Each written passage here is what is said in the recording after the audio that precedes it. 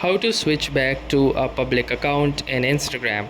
So hey guys, welcome to this tutorial. In this tutorial I'll be guiding you through the steps on how you can switch back to a public account in your Instagram ID. So in order to start, the first thing that we're gonna do is simply launch our Instagram application by tapping onto the app icon.